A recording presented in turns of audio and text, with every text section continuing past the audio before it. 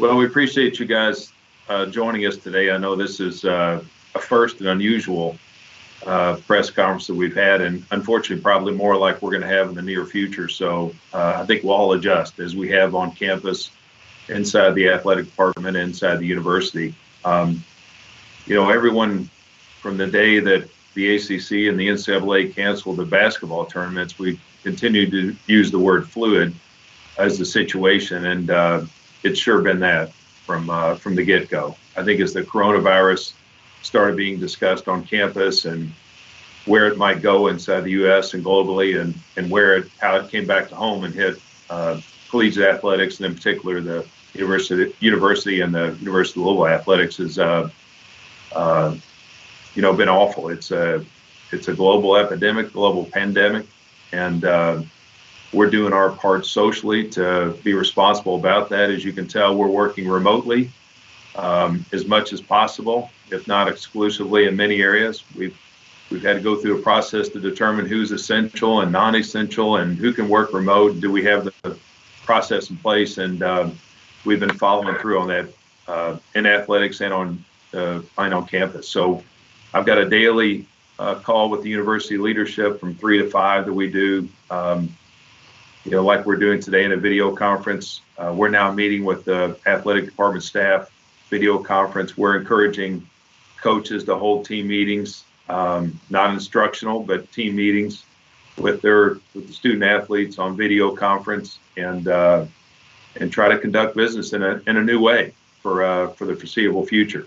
And it's a lot of triage right now, is the way I would put it, because there's so many near-term decisions that have to be made on campus, and we're following campus leadership in many ways related to housing and food service and things like that. But everyone's adjusting, and we're trying to provide as much communication as we can to our staff, to the sports programs, and to all our constituents. As you can see, we're communicating a bit more with our fans and donors, season ticket holders, and we certainly can't forget the parents of our student athletes. So we got a broad-based program that we've kind of taken on to make sure we're keeping everybody up to speed, inclusive of media yourself. But this goes without saying that our heart, is really out there for the student athletes and our head coaches and all those that have worked so hard to get them prepared for what was turning out to be the best athletic performance year that we've had at U of L, and historically. We were ranked 8th in the Learfield Cup standings coming out of the fall. We had a terrific winter set of championships set up with men's and women's basketball and men's and women's swimming being highly ranked, and I expected them to compete for championships. And then obviously with baseball where they were with the preseason ranking, we were in terrific shape. So I can't tell you how disheartening it is to have to talk to the individual coaches and student athletes about what's occurred and the impact it's having on them, their families, etc. But we're working with it. And I think the thing is, I've been around some horrific situations. Most of us were around to have to deal with 9/11. Had to make a lot of executive decisions at that point in my life as a CEO. And again, when I was in Detroit as a CEO, we had a power grid outage that went from, across Michigan to Ohio, up into New York, and you couldn't pump gas because there was no electricity.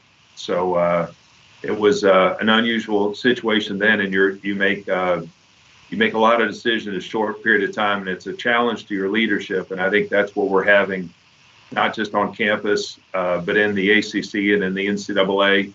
And we're trying to react and give people answers as quickly as they can.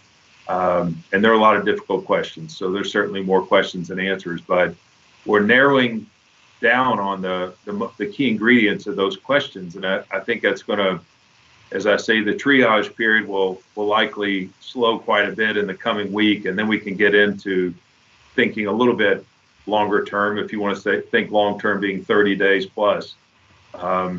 But you have to be prepared for the worst in these situations, and that's where our head is. We're thinking about how bad could it be, and then pull back, whether that means activities on campus, activities in athletics, and certainly think about our finances and what that means. So we've got questions that are being answered as we speak from the NCAA and the ACC as they impact us financially as much as legislatively. There's a lot being thrown around, and we're reacting very quickly. We've got a terrific leadership team on campus and in athletics. So I feel like when I get on these conference calls that we're in a very good spot. We're well educated, if not ahead of the curve, on making decisions, and that's really helpful and a compliment to our leadership. So, but it's definitely a challenge to your leadership and staying organized and being able to get things done. I think you'll see a flow of information from the NCAA. I know there's a lot of questions towards the NCAA. I was on a call yesterday with Mark Emmert and his leadership team related to how even the cancellation of the basketball tournament came about, which I was probably less interested in and more interested in what the impact is going to be on the membership and eligibility of student athletes and how that's being considered, particularly the spring sport athletes. The ACC, there's a number of key decisions going on, particularly as it relates to activities on campus and how we try to stay consistent with that, yet have some individual autonomy around following the university lead and our state government lead. So, we want to be cognizant and responsible in our decisions and practice all the things that are being brought out to the public with social distancing and cleanliness and so forth, deep cleans if someone's around any of our facilities, and we're doing that as we speak. So we're trying to conduct business in a new way, and it's a lot of texting, it's a lot of conference calls, a lot of video conference. We're encouraging everybody to get on the video conference. It's nice to stay in touch visually as much as through voice. And fortunately, in today's environment, technology avails that. Where in 9/11 it did not. So we're looking at near-term issues for us. We're trying to think about our student athletes. We got a lot of them that are not going to have a senior day, and how do we deal with that? How do we celebrate those seniors? We've got a lot of kids who are going to graduate, and how do we think about that? Typically, I'd be sitting on the commencement stage and giving them a hug as they walked across the stage, and that's been postponed for now, the commencement, and we'll have to adjust to that because I'm sure not everybody can make it back for the date that it's rescheduled. So there's a number of things outside of athletics that we're contemplating and how that plays out into our own schedule. And again, once I think we get through some of this near-term triage, that there's going to be time available to us that we haven't had in the past, and what we do with that is equally important. So today, I challenge my senior team to think about what we're going to do in professional development, what we're going to do on our own behalf, and then with our head coaches, and with our facilities, our capital projects, and how can we get ahead of the curve, and whether it's books to read or digital education or those type things, to kind of keep people going, and leadership classes, whatever we can do to keep ourselves mentally challenged and stimulated, I think is important as we think about how we're going to get the next first down or 3-pointer. And so we've kind of challenged our group with that. You'll see with some of the social media, we've had a campaign, We Rise as One, and with all that we've been through in the last 2.5 years that I've been sitting in this role, we've been thinking about timing and effort around our campaign of We Rise as One. And yesterday I put out a short video with a voiceover, and there'll be more to come, as you see from our sports, around that campaign, because it's taken on meaning that we didn't even expect, frankly. We couldn't have anticipated this horrific set of circumstances that's going on. It's obviously unprecedented, but our campaign has a lot of meaning, and we're playing that out as best we can to use it to inform people as well. So there'll be a lot more happening on our social media front to keep our fans engaged and aware of what's happening. It may be all the way down to showing them what we introduced in a Cardinal Wellness program with our own employees. It may be a student athlete reading books on a video for elementary kids schools to continue some level of community service. But we have to think about the new platforms for which we're operating and then adjust. But I don't want to lose the momentum that we've gained in our athletic department completely, and keep ourselves moving forward, because we had great momentum leading into this set of circumstances, and we're going to do all we can to continue it, and frankly, as you say, be better on the way out of it as much as on the way into it. And it's upon me as a leader to put things in place and make decisions to make that happen. And I'm comfortable we have a great team to execute on the many plans we have going on that you'll see unveiled over the next week and set of weeks, because I don't see any clearance on this if you believe the government officials, and in particular the government health officials, on the time lag that we have until we're back competing again. With that, I think that I'll probably open to some questions and get some insight from media. And Jeremy, I don't know if you want to insert how we want to go about getting you on getting questions coming forward.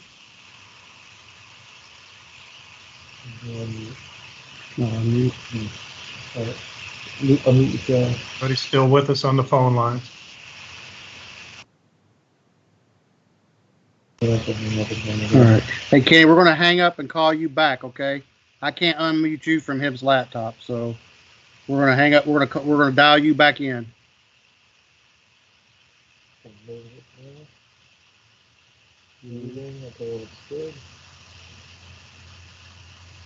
Good.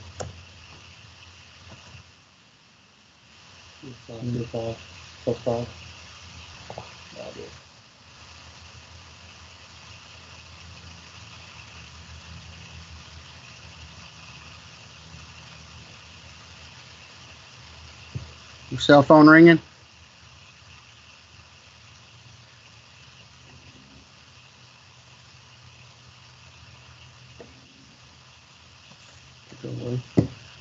There again.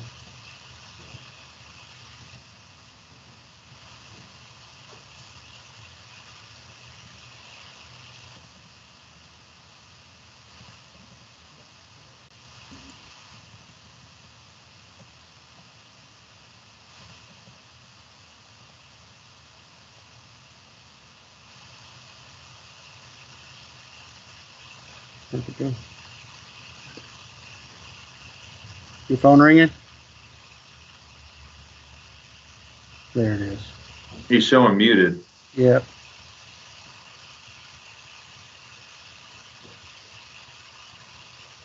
Put that, so here's the phone number. You haven't saved as his number. It's still on muted. How do you unmute it?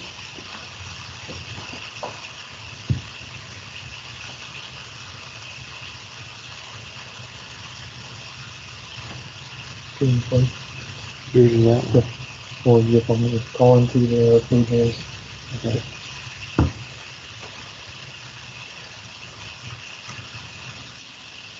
Vince, you cannot hear us, correct? Not yet. I can hear you. Here. Oh, because you're on the phone call. I'm clicking through the other, man. Here. You need to go on to this one. Vince can hear. I don't need to hear. Do we have all ears right now?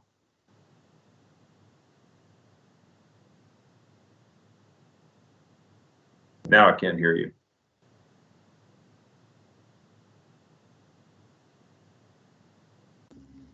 Still can't hear it, guys? I can hear you now. Yeah, that's through a different.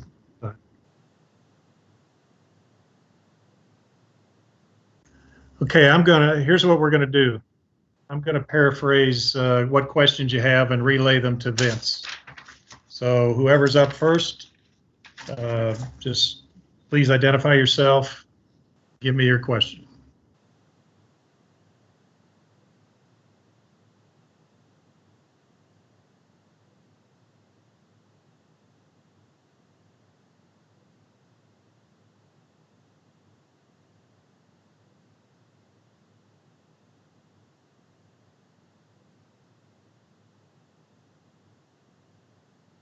Okay, hold a moment. Vince, he'd like to know where we are with eligibility issues, not just from seniors or spring sports, but all around. Yeah, so I think it's a hot topic as we speak. I'll be on a call later this evening, and again in the morning. And my expectation after the ACCAD meeting is there'll be another call after that. The NCAA did put out some general guidelines that to the membership. I'm not sure if it'll be followed or not. So I wouldn't get too tied up that eligibility around specifically winter sport athletes or spring sport athletes regaining additional seasons of competition, meaning eligibility. I think that's going to be hotly debated, particularly not so much the winter sports. I've told our head coaches I'm not as confident that they will regain additional seasons of competition. But when the spring sports come, I think that's where there's going to be a lot of discussion, not just with athletic directors in the NCAA, but inside the ACC with our presidents and chancellors, because student athletes is one subset of students on campus. And I think we got to, think about the equity of the student athletes and their subset versus, other student athletes, whether they be on the SGA, Student Government Association, whether they be in the arts program and didn't get to perform, those type of things. So I think that one's going to take on a life of its own, and it's already started, I should say that. But I wouldn't expect any. I'd be surprised if the outcome on eligibility is decided within the next week. It may go into a second week because there's so many voices involved with and so many consequences. So.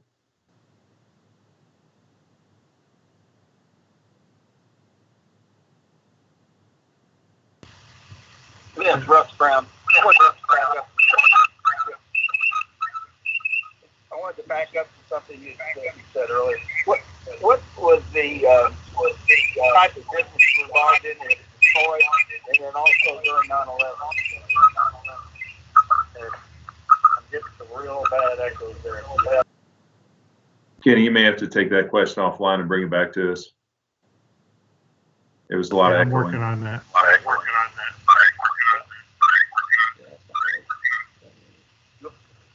Kenny, you want me to repeat that?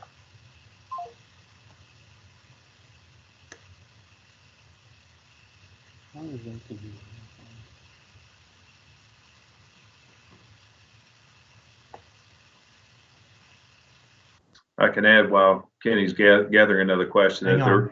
Okay.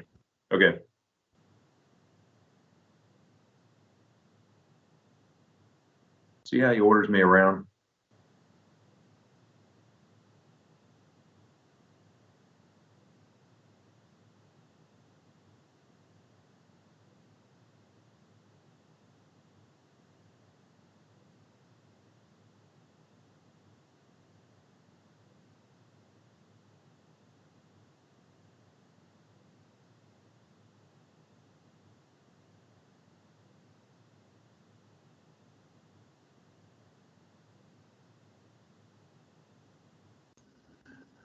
Vince, what type of business were you in Detroit, and also during 9/11?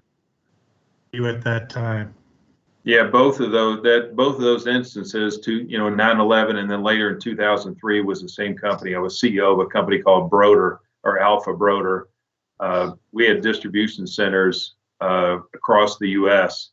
and employees dispersed throughout the U.S. when all that went down, and it was thousands of employees that we had to coordinate how we're going to do business without airline travel, without and shutdowns within even UPS at that time. So it was significant amount of administration back then that it brought back a lot of memories in the last few days.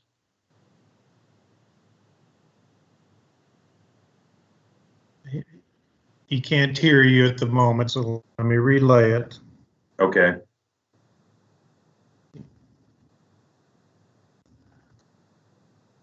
Were you living in Louisville at that time?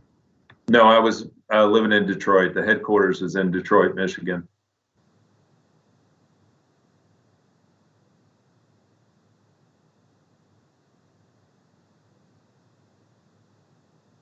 It's probably one of the reasons. Hold on a second, Vince. Okay.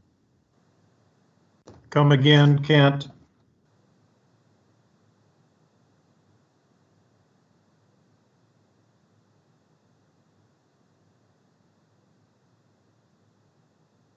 All right, I'll ask.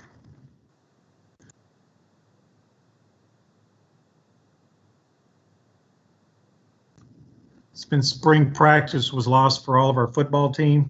Yes. Will there be any opportunity to make that up in any way? So since spring football practice was canceled, I'm sure there's going to be some request to add practice days to the fall session. You know, maybe adding days to the 28 days already approved. It will be interesting to see how that works out. I don't imagine the 15 practices that were for spring ball would be repeated. We obviously got a kickstart on that with Coach Satterfield's early spring ball schedule. We got 7 practices in, which we're happy to have gotten in. But I don't foresee 15 practices being added to the fall. I could see a proposal where it may be some single-digit amount of practices. Realistically, I'd be shocked if there was more than 5 practices added, if any at all.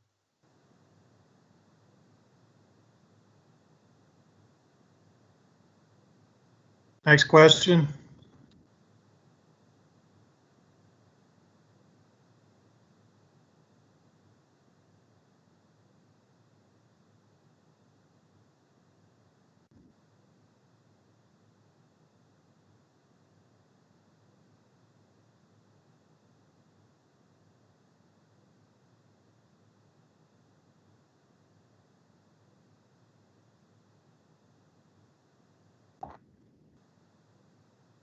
Okay, I'll ask.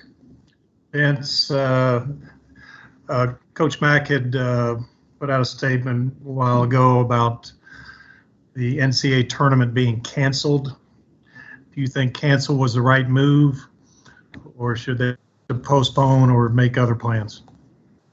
Well, I certainly know, and I think Chris knows a lot more today than we did then. At the time, we were both very emotional and frankly learned it together. We were sitting in a hotel room, just the two of us, talking about the cancellation of the ACC tournament, speculating on the NCAA cancellation when it came across the screen.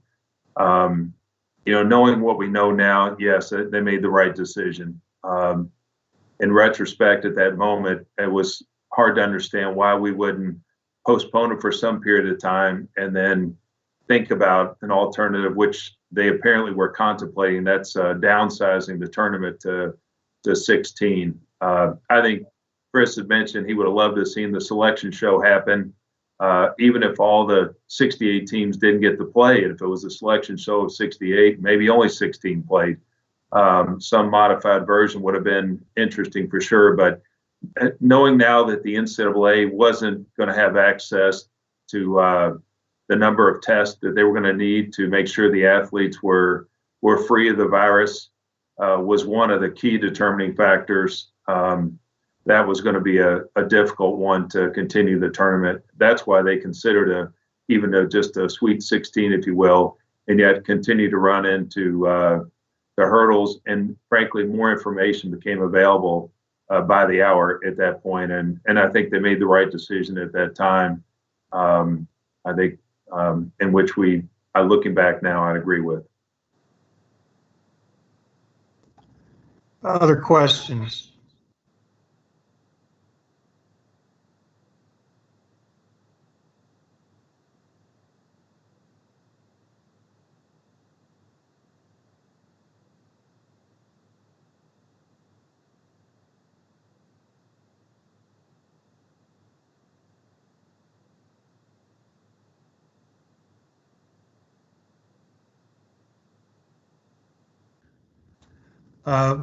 We want to know the impact of the facilities on our campus. Have they been deep cleaned? When are student athletes able to use them? So our facilities have gone through a cleaning, particularly the Kiever Center upon return from the tournament, since everyone was pretty much emptied out of there. We did a deep clean there. we followed the CDC policy for that with support from our Center of Infectious Disease on campus. We were in contact with them so that we were making sure we took the highest standard of cleaning.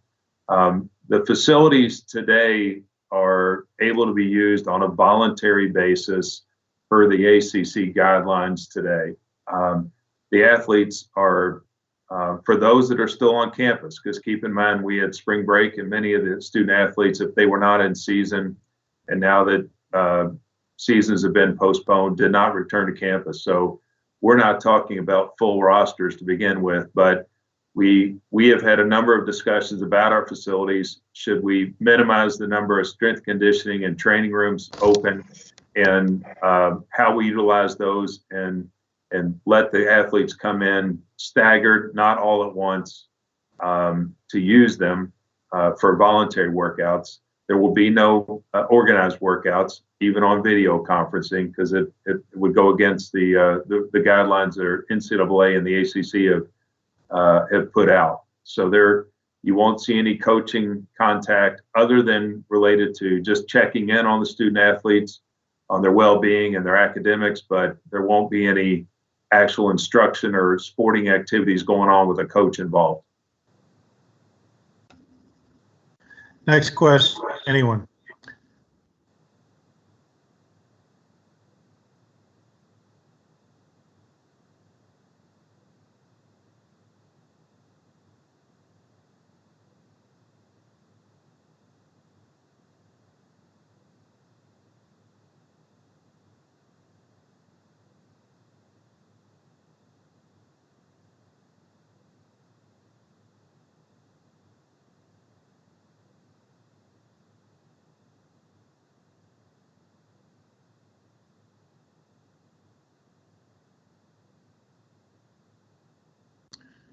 I'll ask. This is on eligibility. Do you expect how do you foresee scholarships being handled? Will there be an overlap?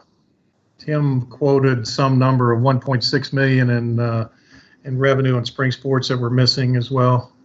So in this, will this be an added burden if we're adding additional scholarships?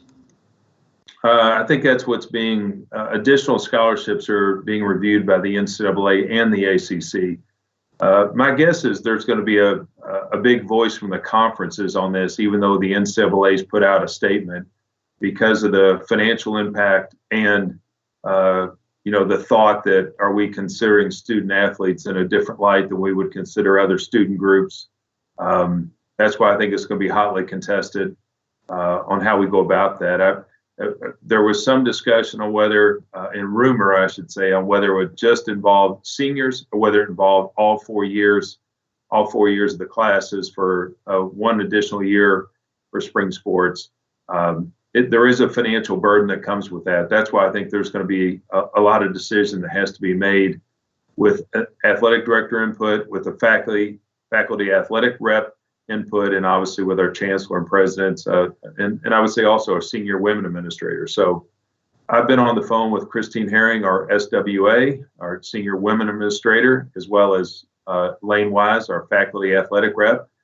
Three of us have talked about it briefly, very briefly, and we'll talk to Neely to provide her advice and guidance as she talks to other presidents and chancellors about eligibility and frankly, how we would handle that. My understanding, if there are any preliminary discussions around that, would be that the scholarships, will take baseball, for example, with 11.7 scholarships, that those would stay intact, and there would just be additional scholarship added on top of that. So there would be additional expense if that were the case. But again, this is a lot of speculation at this point, and I think it's going to become crystallized over the next week. We'll still take some more questions, but just to let you know, for somebody that might be looking at McDonald, we will have him after we're done with Vince. Any questions for Vince?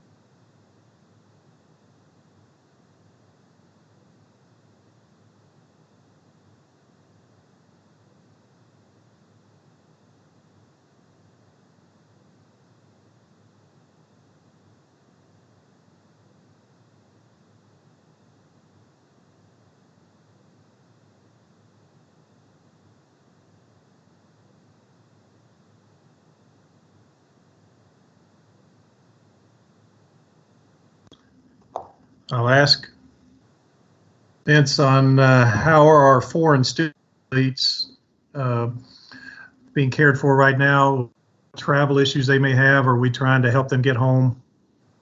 Yeah, so as it relates to our international students and those students who have hardship, we're following some of the university policy that they can request an exception to stay in their campus housing. But about 90% of our student athletes are in affiliate housing, which is not directly run by the university, so they will have the ability to remain in that housing. There is limited, but there is food service still available on campus on a grab and go basis for them. But the NCAA has provided guidance that you need to do what's in the best interest of the student athletes. Certainly need to make prudent decisions on that behalf. We have 78 international student athletes in our program, and the majority of them, as we've done informal surveys, which we're due formal now, as to what their preference is to stay on campus or whether they prefer to go home, since classes have been moved to online through the remainder of the academic year.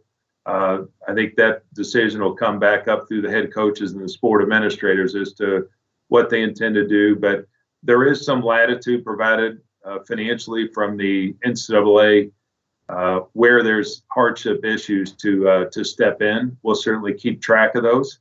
But today it's making best judgment. I don't see anybody wanting to overly take advantage of that. Certainly we won't. We'll be prudent in our thoughts.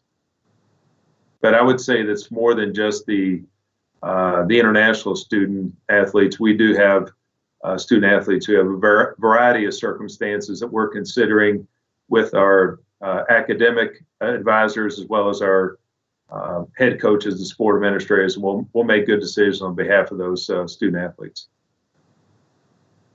Next question.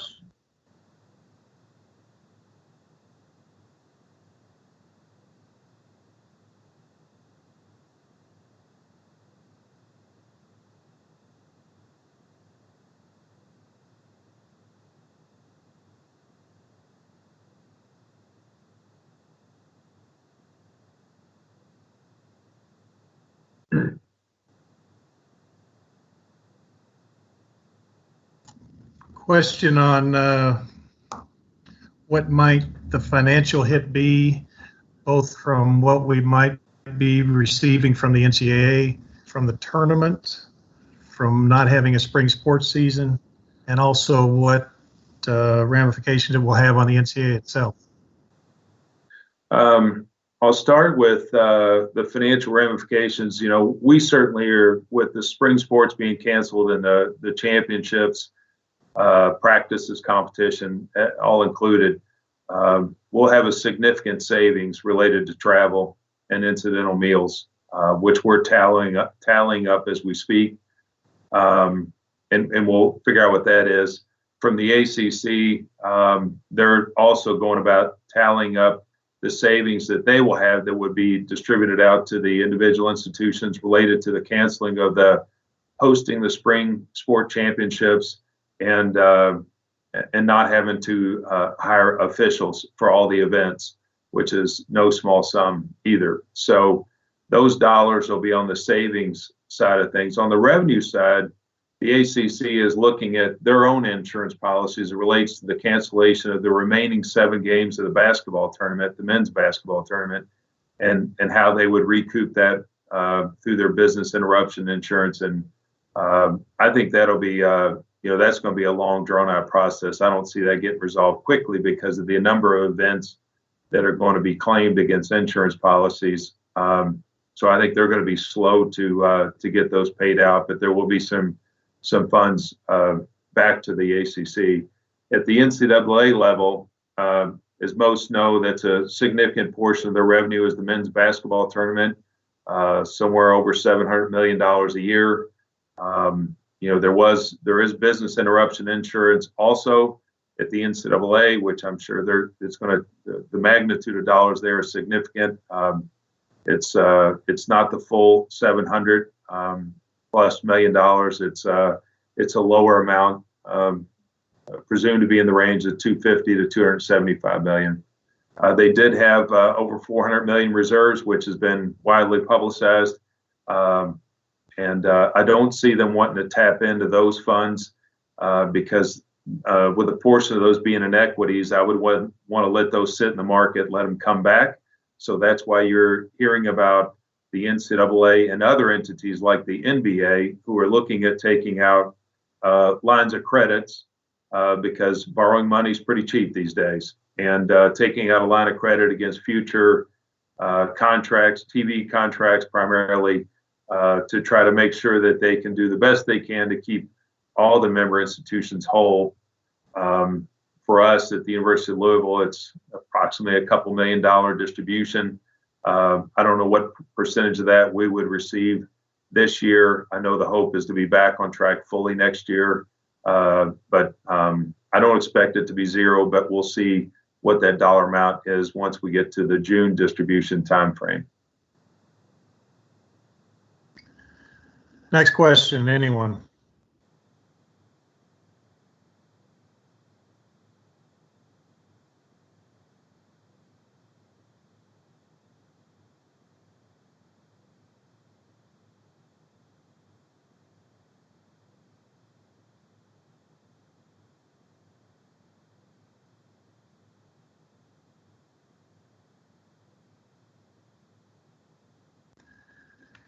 Vince, I'd like to know, obviously you mentioned the savings from the spring sports, but you may be missing the distribution from the NCAA.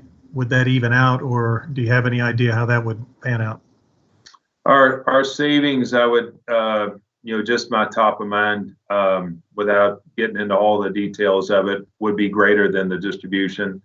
When you talk about going to these championships and what you do spend, you do have an NCAA stipend that you're provided from the NCAA for travel, but it doesn't cover your travel expense for men's basketball or women's basketball. And then certainly we have other sports that would have been participating throughout. We had a budget in there, obviously, of an expense related to going to the College World Series, which we won't spend at this time, which I know Dan and I would have loved to have spent that, every dollar of that and more. But there are things that we have to, that we'll take into account when we recoup, and then we'll see where the NCAA comes out on its distribution. We certainly, all the member institutions will be like birds in the nest waiting to see what we get fed in the June distribution. And if it was a full distribution, we'd be delighted. But I'm not anticipating that, and it's probably going to be my own gut instinct as to what we conservatively estimate when we get back in a reforecast. But we're not working off a budget today. I would say we're working off a needs-based expenditure program as we get through the end of the fiscal year and June 30th and think about where we go from here. We got to be thoughtful about that. And, we do have a program to run long-term, but we're trying to make some near-term decisions to protect that and maintaining the talent we have in our head coaching base and so forth. We'll take two more. I know, Tim, you had something when Cam talked over.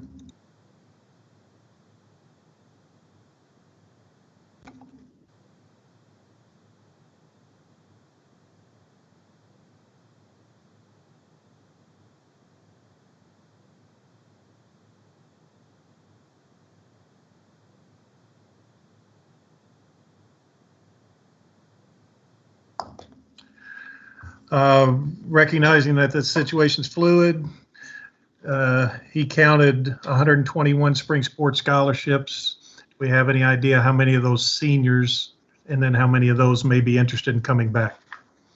That's being tallied up now with the sport administrators with the head coaches. So, we need to be ready to have a number in mind should the university or the conference ask us what that value would be. And I think that's something we're doing as we speak, related to, because they're not all on full scholarships, as you know. Many of these seniors maybe walk-ons or partial scholarships outside of what's happening in men's and women's basketball. So, and that's in the winter sports. So in the spring sports, we'll have a head count soon. and then we'll start to tally it up, because I think that's going to be, again, a number that needs to be shared with the presidents and chancellors as they decide to make a decision from the financial aspect of this.